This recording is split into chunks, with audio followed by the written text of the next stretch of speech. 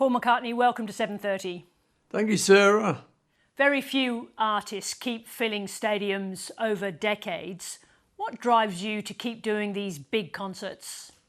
The audience, really. You know, it's great having a good band all rehearsed up and enjoying playing, but the final ingredient is definitely the audience, you know. And they're so good these days. I mean, they always were, except in the very early days of the Beatles when they were terrible, and the very early days of Wings when they were also terrible. But nowadays, these days, they're really good. And the warmth that comes off them is palpable. What do you mean they're really good? What's so good about them? Well, you know, I used to wonder when I was younger why I got nervous at things. And I kind of finally worked it out was that I didn't think they liked me. You know, that you always think there's some people in the audience who hate you. So you get nervous, you know. And then I said, wait a minute, these people are all paying for a ticket. They've all come to see you. There'll be a few blokes who've been dragged along by their wives. But most of them, you know, are really keen to see you so you can relax. So I do, and I just enjoy it. And, you know, certain moments in the show are really good, you know, in this complicated world we've got. You see people coming together and with joy on their faces, you know, so that's what does it for me. Joy is a very good thing. I want to ask you about your upcoming trip to Australia. It's the 4th time you've been here. Why are you coming back? Well, one of the things was I said I would. You know, people say, are you ever going to come back? I said, yep. So I'm keeping my promise. But I like Australia. I like Aussies. And even though they think I'm a whinging pom, I don't care. I like them. And also, you know what? I've got relatives there because when I was a kid, quite a few people in our family emigrated to Australia. So I've got a bit of family there. Your first tour here was in 1964, peak Beatlemania. They say the Australians made more noise than anybody else in the world. Do you still remember that young man from 1964? Yeah, this is him still here. Well, he's just not so young anymore. But yeah, I do pinch myself. It's funny, isn't it? I don't think we think that often. This is that same guy. He just grew a bit. So yeah, I recognize him and have great memories, you know, especially when you see the films of the reaction the Aussies gave us the first time round. It was exceptional. And, you know, you'd have to be half dead to not love it. So yeah, I have great memories of them and that young man they were shouting at. You did the headline act at Glastonbury last year. There was an incredible moment when you sang with John Lennon. The vocals had been isolated from Peter Jackson's film, The Making of Get Back. What was it like singing with John Lennon again? It's magic. You know, Peter texted me and he said, we could isolate John's voice out and you could play live. And that would mean you would be singing with John again. So I thought, oh, wow, okay.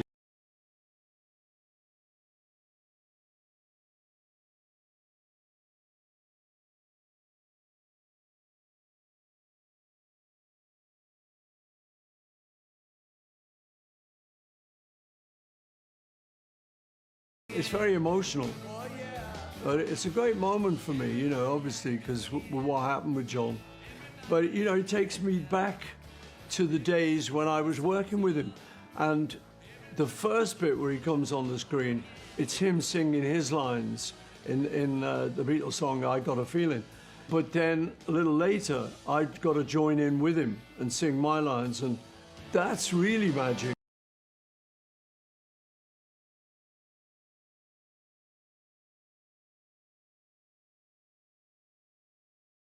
We really are singing together, even though it's with technology. So I've also got to listen to his timing, which is great because that's exactly how it is when you're live. You know, so I really enjoyed that. And I say the first time I ever did it, it was very emotional. And it keeps being emotional because, you know, I'm singing with my old buddy again. For the audience, it really is like being transported. Well, you know, that was the thing about Peter Jackson and doing the Get Back film, that he had to use a lot of new technology. So he texted me once, and I'd said to him, you know, I'm not so sure I'm going to like this film, because the first time around was all associated with the Beatles breaking up, and I thought it just might be a bit too sad for me to actually enjoy it. But he started to send me stuff, and it was like, oh, that's good. Oh, it's me and John having a laugh. Oh, that's nice. So I started to get a bit reassured. And then he texted me once with a thing. He said, we need sometimes to isolate voices out from the soundtrack because there might be a guitar playing in the background. And if we mix them in the final movie mix, we'll have to lift up that guitar if we're lifting up the voice.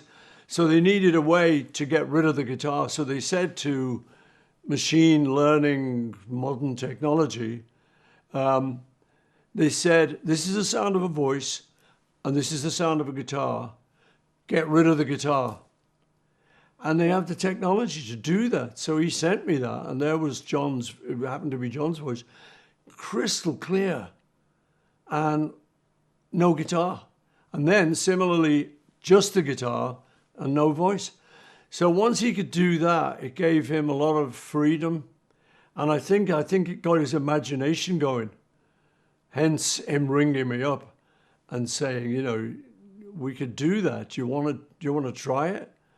And so, yeah, I owe it to him and his team, who were brilliant, you know, and used a lot of great technology of just enhancing the film.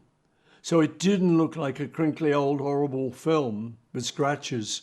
It looked almost modern, except the colours were different and the fashions were different. And when it went outside onto the streets of London, that was very different. You know, the cars are different and the old gentlemen in bowler hats and stuff. You don't see so much of that these days. But yeah, he did such a great job that it was fun to be involved. So it must have been good revisiting that story that was, according to the narrative of the time, so bitter. It was really good for me because since that time, I'd kind of worried that in the studio with the Beatles, I might have been too bossy. Because, you know, sometimes I'd say, no, we got to do it like this. No. So I'd kind of ended up buying into this idea that, you know, poor old other three, and I'm just bossing them around. But when I saw the film, I'm thinking, no, I'm not. It's okay. It's just us in the studio, and I'm not bossing them. Everyone's kind of happy to work like that. So it was a big relief for me. Actually, it made me feel really good about that whole period. And also, you know, seeing people who are no longer with us, you know, like John and George and Linda, and Mal or Rhodey and Neil, seeing the whole crowd brought to life so beautifully, you know, so expertly by Peter was amazing. It was a joy. It's significant because the story at the time was that it was a period full of bitterness for you all. Well, that was the big thing for me. I say, you know, it's. I was so glad to see that this was how we worked, and you know, you think about it, we really bit off an impossible thing. We're supposed to like write and learn and perform new songs all in the period of like about a month or something. So it was like, strictly speaking, a little bit impossible. But we had this great way of working, which I think, one of the things struck me, I thought, we're messing around. We're just messing around all the time. And there's nobody kind of going, okay, boys, let's get serious. Even when I start saying, we've got to learn it, we've got to do it, it's not serious. So it was a very happy period. So looking back on it, even though we were shortly going to break up as a group, we kind of said to each other, we've kind of come full circle. And then when John was with Yoko, it was kind of obvious he wanted to go off and do something else, which he did so successfully. So a lot of Americans who saw it, people in the business, said they love to see the process. They love seeing the process, which I said, you mean the process? He said, yeah. But they love just seeing how we did it.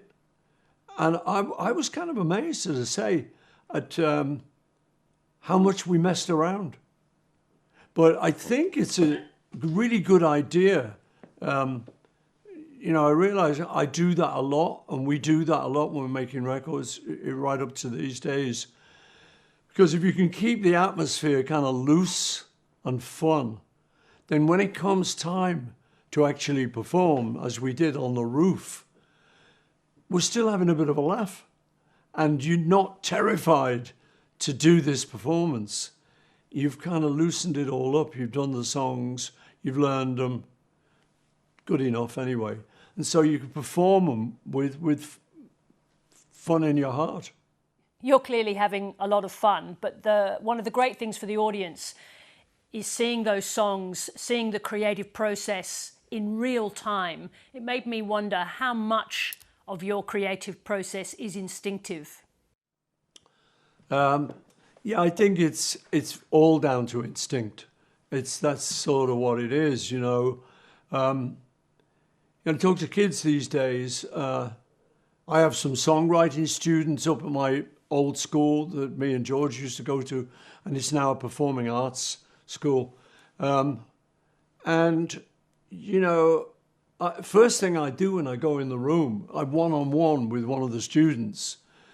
I say, I actually don't know how to do this, which doesn't inspire a lot of confidence, I must say. But what I mean is, when you're writing songs, there is no way to do it. Because, it's her song or it's his song. And what I do with them is sit around and listen to what they've done, and then maybe try and do a little bit of suggesting, what about that word? You've rhymed all the other verses, but you haven't rhymed that one. Should we look at a way of rhyming this? And but I have to admit, it's instinct. The other thing surprises people is that none of us, Beatles, Stones, anyone, can read or write music. It's just the way we do it. My excuse is that I have a Celtic background and they never wrote anything down. It's all bards and, you got to remember it all. So that's kind of how we do it. I was talking to Jeff Lynne of VLO once. He said, we just make it all up, don't we? And it's stupid, but it's true. We do. We just make it up, and the whole thing is based on the instinct for what's right. No, that chord doesn't work. Try another one. Oh, that lyric's horrible. Let's get rid of it. So there's a lot of instinct involved. In those scenes in the film, you've got John Lennon with you as you're creating those songs. How long did it take you to figure out how to write songs without his great mind and great skill sitting alongside you? Yeah, it really did. Yeah, I think it was the same for both of us. I talked to him later and we missed each other's input. So for me, John's input was very important and, as you say, very skillful. So that these days, even when I'm writing a song, I will kind of check with him, just mentally, you know, does this suck like I think it does? Right, let's get rid of it. Start again. Yeah, so I really missed that. And I know he missed the contact with me too. Because you think about it, it really made the whole process kind of easy. You know, we'd go in a room, 2 guitars, sitting opposite each other, and we'd start with some sort of idea. Maybe one of us would have brought in an idea. And then we just work on it and throw ideas back and forth. And it was fun, and it was quick. And, you know, like I say, you know, the only example I can think of was when we were first writing together. I had the song which became I Saw Her Standing There. So I started, my original first verse was, she was just 17, she'd never been a beauty queen. I kind of looked at him and said, I'm not sure about that line. And he said, no, it's horrible, it's got to go. So we just thought a little bit extra, and it was like, she was just 17, you know what I mean. We were, yeah, that'll do. Stuck that down. So yeah, to be able to solve problems that quickly with someone you could totally trust was a great boon for both of us. Your father was a great musician, your mother was a musician too. There were songs and tunes and melodies everywhere in your childhood. How much of that is the landscape for what you were able to do later? I think a lot of it, really. My dad would have never said he was a great pianist. He was the family pianist. So when there was a sing-alongs, New Year's Eve, he's the guy who would get on the piano. Well, he would have never said he was good. In fact, once I said to him, teach me, you know. He said, no, you've got to learn properly. He said, I'm no good. I said, well, it sounds good to me. But yeah, so there was a lot of music in the house. He would be playing the piano often. And he had a mate who came around who he worked with in the cotton business. And this guy called Freddie Rimmer. And Freddie, I thought he was a great pianist too. But again, they both said, nah, we're not really good. But to me, they were great. So just having that, hearing those chords, hearing those songs, hearing that whole way they put the music together, made me aware if I heard the song on the radio, oh, that's that one that they do, you know. So, yeah, I think it was a lot to do with it. And my mum was musical, but didn't play any instruments or anything. But yeah, one of my great memories, because she died when I was young, she died when I was about 14. One of my lovely memories of her is hearing her whistling in the kitchen. You know, just that kind of thing. That's golden memories. There's a fascinating moment when you spoke about your early understanding of how chord changes work in your music. I think the song you spoke about was Here, There and Everywhere. I want to ask you a really simple musical question. Why is it that those chord changes move us so much? Well, because it's magic. That's why. It's just magic. And when you think about it, if you try and analyze it, it's frequencies. You know, it's just a bunch of frequencies. So even when they're organized into a musical composition, there's no reason really why they should affect us, but they do. And you can hear sometimes a piece of classical music that hasn't got any lyrics, so there's no reason for it to touch your heartstrings, but it does. It's just like, oh my God, I'm going to cry. How? I don't know. It's magical, and I think it's great because it seems to be unique to the human race. You know, we've become this sort of superior being, and unfortunately we don't always behave like we are, but we've got these amazing skills, and music is one of them. And so I don't know how it works. Sometimes when you've got lyrics, you can touch a nerve with people with words. But it's more than that. It's more than that. It somehow touches our soul, and it's magic. That takes me to my last question. Ringo Starr said recently that every new generation, they don't have to love the Beatles, but they do have to listen to the music. What is it about that music you created that just keeps on keeping on? No, short answer, no, I don't know. But, you know, in the early days, we used to kind of think, wow, you know, if we lasted 5 years, we'd be lucky. Because we're young guys in a group, and you don't last, you know, not in Liverpool. It was like, you know, you might 5 years and then you're done. So when it was 10 years, it was like, wow, you know, we're doing pretty well. And people are still listening to it.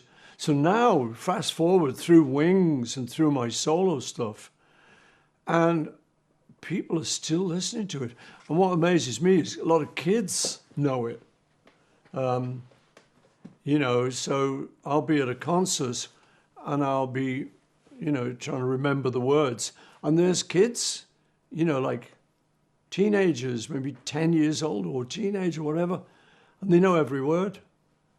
I say, I wish I could do that. But, you know, there is something magical about it. And again, another thing I often think is, how come those 4 guys got together? We're in this big city, Liverpool, up north. It's not even a sort of cultural centre of the world. But when rock and roll happened, when skiffle happened, and when all these new fashions in music came about, suddenly the 4 of us, I met George on the bus to school, because we went to the same school, and you know, I could tell he had a great quiff, so I could tell he was into rock and roll and stuff. So we were sitting, we would talk about guitars, so that's what brought us together. And then I only knew John through a mate of mine, one of my best mates at school knew John, so that was that introduction. But if he hadn't have known him, I would have never seen John. And if he had not have been my best mate, I would have never seen John, or never, you know. So that was it, you know. It's quite mystical how we all happened to meet and get in this group. And then finally, you got the Ringo final bit of the jigsaw, which was just, he was just some guy we saw out in Hamburg and really thought, wow, he's great, you know, be great. And suddenly one day he was playing with us, because I think our drummer then, Pete Best, had he had something on, or he couldn't make this one show, so Ringo stood in for him. And I'll never forget that moment. There's just like me, John to my left, George to my right, and we start off a song, and we just went, oh, because suddenly with this drummer, it was like, it just lifted the whole thing. And, you know, we kind of glanced at each other with this look of like, whoa, this is it. Something's happening. And indeed, Ringo was what was happening. And, you know, he's just brilliant. So suddenly the 4 of us were together and rocking the world. Paul McCartney, thank you very much indeed for joining us. Thank you, Sarah.